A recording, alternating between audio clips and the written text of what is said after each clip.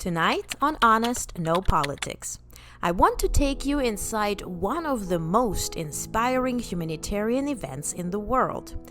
Earlier this month, I was honored to be invited to the 10th Anniversary Aurora Prize Ceremony on Ellis Island, a place that for generations symbolized refuge, hope, and new beginnings.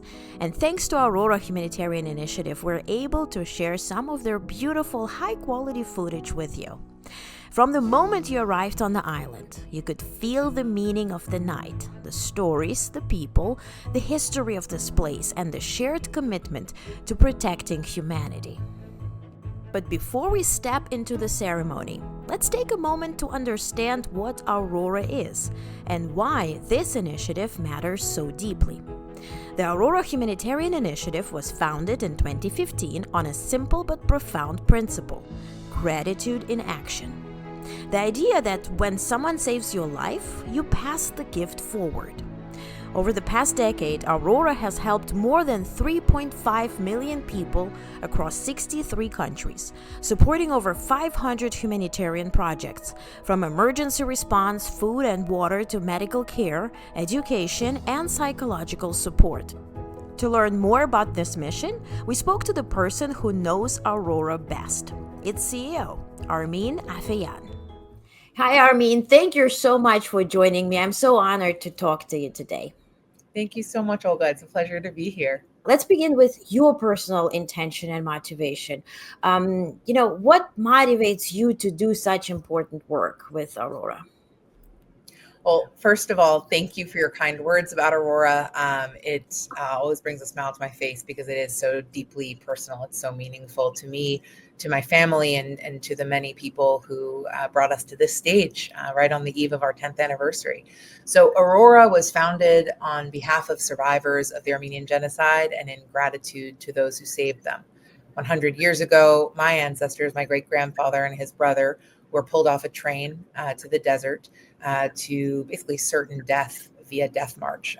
And two German soldiers broke rank and pulled them off of the train, suited them up, gave them uniforms, and employed them for several years. Over the subsequent years at that train station, my great-grandfather and his brother pulled Armenians off of these trains when they could, and did their part to try to kind of restart the nation that was being taken apart. I start there because, as I said, it's in my family. It's deeply meaningful to us, but there are hundreds of thousands, millions of stories like this. There's an unlikely generation, a diaspora of this trauma that exists today. And it's not just Armenians. We unfortunately don't have the market cornered on this kind of suffering, whether it's from genocide, disease, systematic oppression. When you have that kind of legacy, nobody wants it, but what do you do with it? And so what really inspired me to get involved in Aurora, I was involved right at the start 10 years ago. Most of my career has been in corporate and the private sector, and I came back a couple of years ago to help bring it into its next phase, just because I felt like the job wasn't done.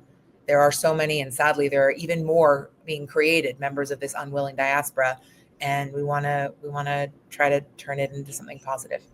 As you mentioned, you are celebrating 10th year anniversary, and sincerely congratulations. This is a huge achievement. So, looking back, what are perhaps any milestones or achievements that stand out to you the most? Sure. So I'll always remember the very first Aurora Prize ceremony. Our flagship program is this $1 million prize that gets given to an incredible humanitarian, the spiritual descendants of those who saved our ancestors 100 years ago. The idea being the work they do today is creating another generation that in 100 years can put their own, what we call gratitude in action. Right. I feel grateful to those anonymous German soldiers who saved my family. I'm going to act on it today by supporting humanitarians to do the same, so the cycle can continue. The very first Aurora Prize ceremony was held in Yerevan in Armenia, our spiritual home, our origin place. I'm very proud that a lot of my team still sit in Armenia, perhaps an unlikely place for a humanitarian and internationally oriented humanitarian initiative, but a very important one for us. We held this beautiful ceremony. George Clooney was our kind of honorary co-chair of the selection committee. He has done incredible work in genocide prevention and advocacy in a number of places, including with several members of our selection committee who select the prize laureate. But perhaps even more incredible was that the humanitarians, the laureates who came out of the prize became local celebrities in Armenia. And so it was this, very hopeful moment, introducing something different to the rising generation who, like your family in Ukraine, will have come through a tumultuous transition into the kind of the modern world, from what was before to what is now. And that generation receiving them where they were and meeting them with this vision of humanitarianism that's international was really meaningful. The other one that really stands out to me, it's twofold. They were back to back in 2020 and 2021. We have a history of, in order to tap into these emotions, in order to bring out our kindest human nature, Aurora has been fortunate to partner with some incredible artists, both at our ceremonies, but also in between. So in back-to-back years, in 2020 for our 5th anniversary, and in 2021, we had Yo-Yo Ma perform in honor of our co-founder, Vartan Grigoryan. And then in 2021, Andrea Bocelli joined us when we held the ceremony in Venice. And those are just two incredibly moving, the way music cracks open your heart. It lets you reach another level. And those two are just incredible moments with Aurora, with humanitarianism felt through music that also stand out to me. Gratitude in action. That's the foundation. You mentioned it. In today's world, now 10 years later, how does this manifest perhaps in the programming you do or in the causes you choose to support or highlight? How does it play now? Absolutely. So we're in the midst of the deadliest year on record for humanitarians. The headlines will tell you that government's traditional funders are pulling back right as these conflicts are flaring. Right, the demand for humanitarian aid isn't going away, but the supply seems to be short these days.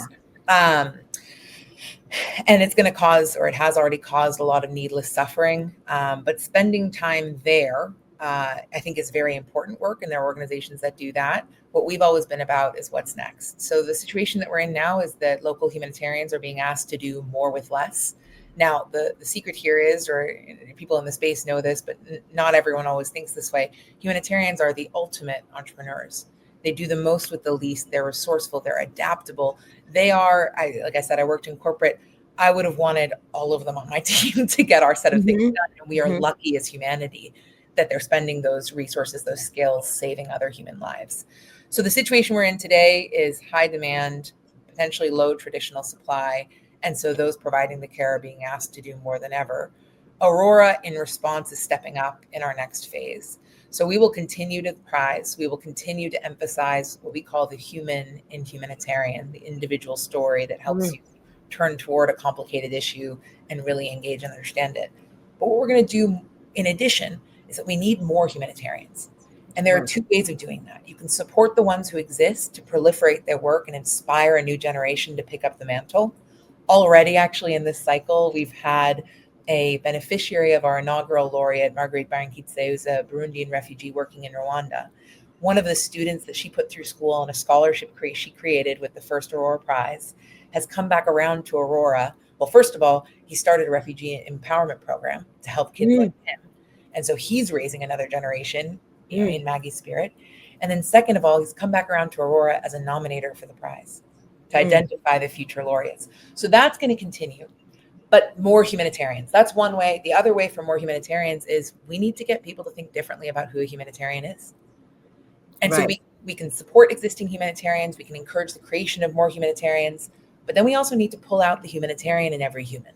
If there's human in humanitarian, there's a humanitarian in every human.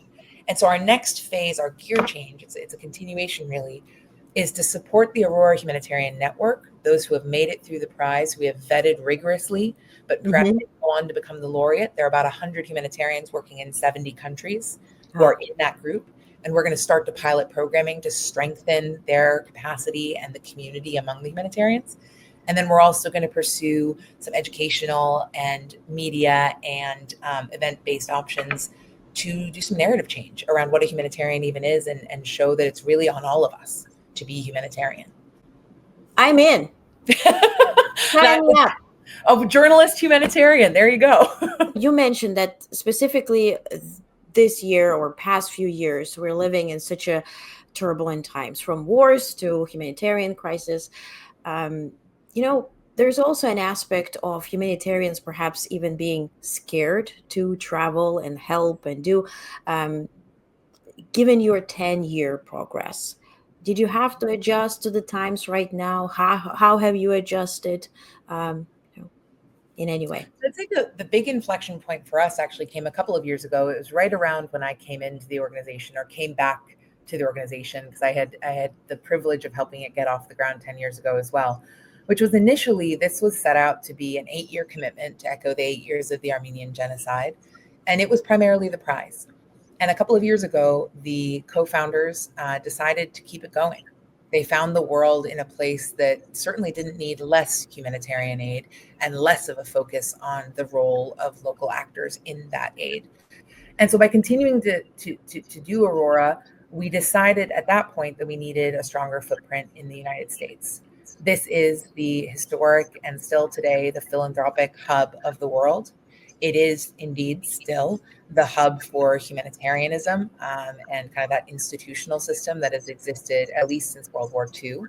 But we also wanted to double down on our roots. So 100 years ago, Aurora was actually named for a woman, Aurora Mardiganian, who 107 years ago, almost to the day, so on November 4th, a couple days ago, came through Ellis Island herself. She was a survivor of the Armenian genocide, a young girl. She went on to relive her trauma, to star in a Hollywood feature film called Ravished Armenia that raised millions of dollars touring around the country, that she donated back to Armenian orphans and raised a generation that but for her would not have existed. And so I say all of this to say there was this landscape of the world is shifting. It needs more humanitarians. What do we do? We're going to continue and we're going to come to the US. But it was also a recognition that in this moment where the international players or some of the traditional donors are pulling back, we can actually look at our founding story. She sparked what was one of the earliest, biggest grassroots philanthropic movements in the United States. We can lean on Aurora's example and hopefully activate the humanitarian in each of us. Look, I'll say it very plainly. If our tax dollars aren't going there anymore, and by the way, it's not like a huge amount of our tax dollars were going there anyway, but as a percentage. But if they're not going there anymore, we as individuals must act at whatever level we can to support those who are on the ground. Is this why we're meeting tonight at the Ellis Island? You got it. It's twofold. It's one, in honor of Aurora's own journey, that kind of only in America story that happened when she arrived as an immigrant. But it is also, it's not too far a stretch to say that there is a kinship between humanitarians and immigrants. The same way that humanitarians give of themselves so that others may live and thrive and survive, immigrants, certainly Ellis Island immigrants, gave of their own lives in the hopes that their children would have better opportunities. Yeah. And there's a strong kinship there. I would also say, and since you mentioned it as well, there are characteristic similarities. I mentioned earlier, humanitarians as the ultimate entrepreneurs. It's no coincidence that immigrants are quite similar and known to be quite similar in terms of their economic contributions once they arrive in their next location. And I think it's also so important to talk about this right now, because some who perhaps even came through Ellis Island are here now several generations later, right? And yes, they hear the stories. Yes, they do feel the DNA, and as we call it, chip on the shoulder we're born with as immigrants, that we always have to do more and it's never enough and do, right? But complacency has been one of the big issues in the United States, right? To meet the moment. That's what I hear from political or diplomatic, or just regular people when I talk to them, right? Realizing what is actually happening and waking people up to do more. Yeah. And I think what you are doing is opening people's eyes that there is more that they can do. Absolutely. Not knowing that is a big part of not finding the solutions, right? Mm-hmm. So, yep. Incredible. Yeah, it's this idea. If you are privileged enough to have the misapprehension that humanitarian work is far away or long ago. Mm-hmm. We need to remind everyone that it is in fact not. It is in fact on all of us. And if we are privileged enough not to have that thrust upon us, but to have it be a choice, Yeah. we must pursue it. Now, in since you're similarly, I call myself an immigrant kid. Both of my parents are immigrants to the United States. I'm the firstborn here. I think that I can lovingly call that a responsibility, even an obligation, but it Mm-hmm. needed to be. It's a real privilege. Yeah. That's exactly what it is. It's a privilege. I really want to talk about this year's laureates. How did you select them? I don't want to ask who's going to win, but soon we will find out anyway. But perhaps any stories or something that made you go for because it's so difficult to select even from those who are really putting their best work into it. Absolutely. So we have 4 incredible humanitarian finalists for the prize this year. They were selected from a record-breaking pool of 868 nominees from over 100 different countries. That represents a 15% year-on-year growth from our previous prize cycle. We put that down to a couple of different things. For one thing, as I mentioned, demand is only rising. The incidence of these stories, I believe, are higher in the population than any of us might expect. I believe even seeing all of the difficulty and all of the challenges that our humanitarians deal with, that actually there are more humanitarians than there's more humanitarian reserve out there than any of us expect. And so 868 is a big number, but I think we're barely scratching the surface. So that's one. There's organic growth in the market, so to speak. Hmm. 2, though, is I think 10 years on, we're getting better at surfacing the stories. We've partnered with dozens of universities, journalists to help us surface particularly primary language accounts and individuals that we might not have otherwise heard about that might be less covered in the media, although certainly those who are more covered in the media also qualify. And so between those 2 things, we're seeing more nominations from more places than ever before. The other thing that stood out in the nomination pool is twofold. One, healthcare providers, so healers, were a very high percentage relative to previous years. Now, healing, education, and kind of social advocacy are the 3 biggest pools for Aurora Humanitarians. That is not a huge surprise, but healers really stood out this year. And overlapping with that, another group that really stood out were frontline care providers, so war Hmm. zone care providers. And again, I think that's a reflection of where we are in the world and the fact that you have these complex, protracted conflicts. And we're at a stage now where a prize is going to be inherently lagging. You're acknowledging something that already happened. You need a body of work. And particularly, Aurora looks for a lifetime of work. A dedication, courage, commitment, and impact are the criteria. And we like to see that consistently. Um, but these conflicts have been going on for so long that these individuals have built up that body of work, whether or not they were involved in other areas. So that's a little bit about the nominations that we gathered. From there, it went to an expert panel of 85 field experts. So a combination of former Aurora humanitarians, so field humanitarians that have come through the Aurora Prize Hmm. process themselves, NGO leaders, journalists, a number of just a cross section of the space, so to speak, to try to evaluate each of those. Every single nominee gets reviewed by 4 expert panelists, Hmm. and every single expert panelist reviews a large swath of the nominee base to control for any geographic, et cetera, biases. From there, a short list goes to the selection committee. That's an esteemed group, people who are uniquely qualified to make these decisions. Hmm. Mary Robinson is our longest standing selection committee member, and bookending her, our newest, is Chelsea Clinton. So it just gives you a sense of kind of the range, the geographic range, the range of expertise that goes into these decisions. They evaluate the shortlist. They come out with the finalists, who we were privileged to announce in partnership with Overseas Press Club just last month, now 2 months ago, end of September. And then from there, the selection committee reconvenes to select the laureate, who we are going to announce tonight. So that's kind of the soup to nuts on how they came through, and a little bit on how actually a prize process can be reflective of the world beyond. And do you help them beyond that? So the way the prize works, and this is really harkening back to our founding story, from where I sit, I truly look up to humanitarians. And why wouldn't you? Right? Why, Right. why wouldn't you? Right. But in that case, they have the on the ground experience, the expertise really, to deploy capital Mm-hmm. in the best way for return. And Right. so we have them do that. The Mm-hmm. laureate receives a portion of the prize, but they then reallocate in the form of a participatory grant among fellow humanitarians, including some in the Aurora Humanitarian Network. Uh-huh. We are there as a resource. And Mm-hmm. increasingly, we have the expertise. We're hiring our team in Washington, D.C. There's a density of people who know the space really well there to be able to consult. But we do not, we really want, we do not guide necessarily. We really want the humanitarian to surface individuals, organizations that we might not have known about, use their good judgment and uplift their community and beyond. So that's one on the laureate side. The finalists each also receive a portion of funding. The Mm-hmm. prize is $1 million. And so Mm-hmm. it's a pretty significant scale for all of these organizations. And then the third layer is this new concept that we've kind of come out with formally of the Aurora Humanitarian Network.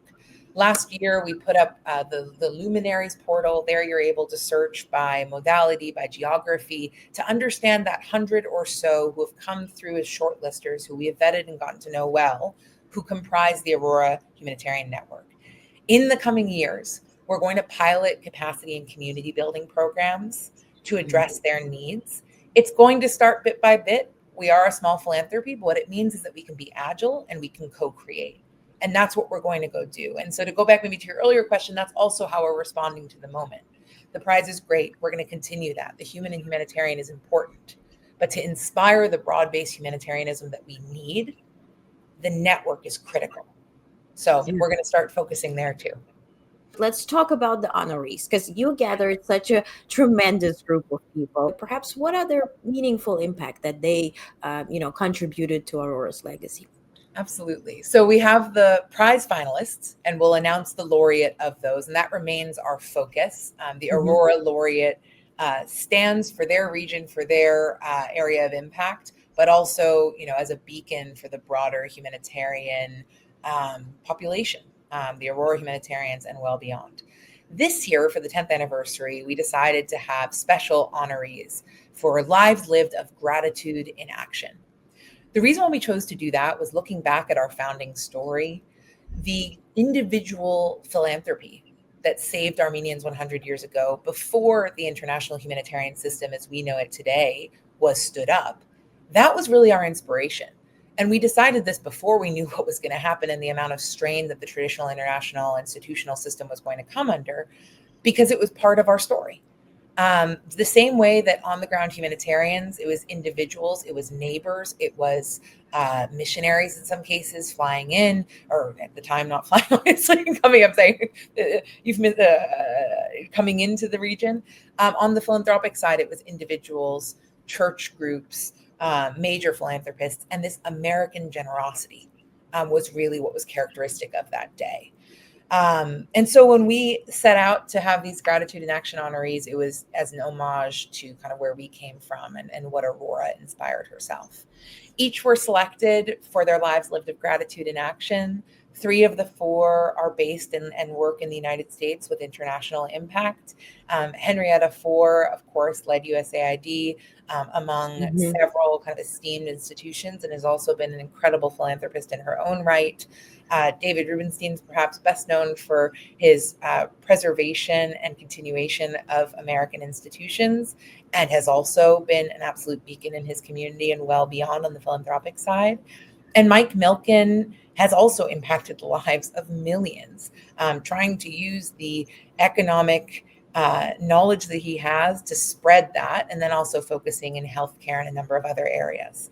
Our 4th honoree, Grasa Michel, is international largely. She, of course, now leads the elders, a number of whom serve on our selection committee, for which we're incredibly honored. And we wanted to include her because of the way in which her life and her family story have inspired millions, and the ways in which she has dedicated her life to making the lives of others better around the world, both through the elders and, again, well beyond. So we felt that all 4 were representative of both the landing in the U.S. Of Aurora in this next phase, but also our international roots and our international commitment on a continuing basis. So yeah, that's how we decided, and also kind of what that group stands for this year. And that just describes how much work goes into it, right? Yeah, we are celebrating 10th anniversary, but what you do on the daily and then long term, it's just incredible, right? Your drive and again, your intention. I think it's all driven by your intention, your genuine connection to this cause and honestly, humanity itself. It's just truly incredible. Now, looking 10 years away from now, Yeah. where do you see Aurora? What do you see Aurora do? What the impact it will, you know, deliver in the next decade? I know it's unpredictable. I know we don't even know what's going to happen tomorrow, but in your vision. Absolutely. So this might be 10 years, this might be 20. We like to set pretty ambitious goals for ourselves and then see how close we can get. And in many cases, we go further. And so I'll just say in the future, for Aurora's having existed, what we would really like to see is that Aurora humanitarians are broadly recognized as leaders in the space, that some of those more traditional funders and governments look to Aurora humanitarians and indeed individual humanitarians wherever they work, whether or not they've kind of crossed our desk yet, as leaders, and that is exactly what they are. But we've found that that's more the exception than the rule these days, and we'd like to see it become more consistent. We'd also like the trust-based philanthropy that we practice, the vetting that we take on ourselves to be able to fund organizations, individuals who don't have the grant application apparatus that's required to interact with the traditional bigger system. We'd like to see that more broadly adopted.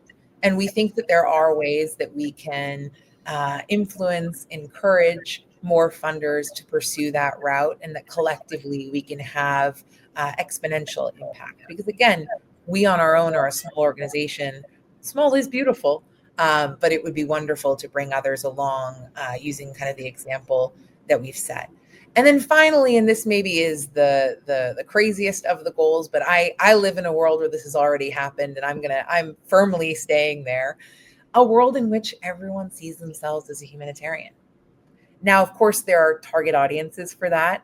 If you go to younger folks, if you go to students, it's not narrative change, it's just narrative of what a humanitarian even is. And so that's an area that we want to tackle. Engaging with journalists such as yourself who are curious and telling stories that help people turn toward when they might otherwise turn away. That's another way in which we can kind of spread the message around what a humanitarian is.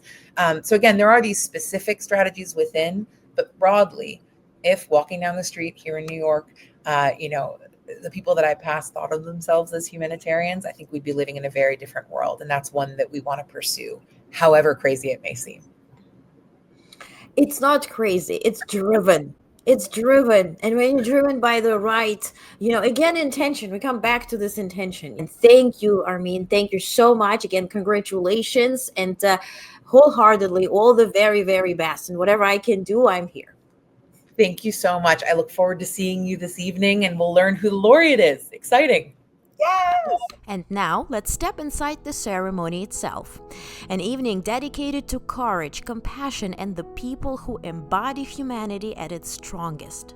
This year, the Aurora Prize for Awakening Humanity was awarded to Dr. Jamal Eltaeb, recognized for his heroic leadership in keeping Nao Hospital in Omdurman, Sudan, operating amid the civil war.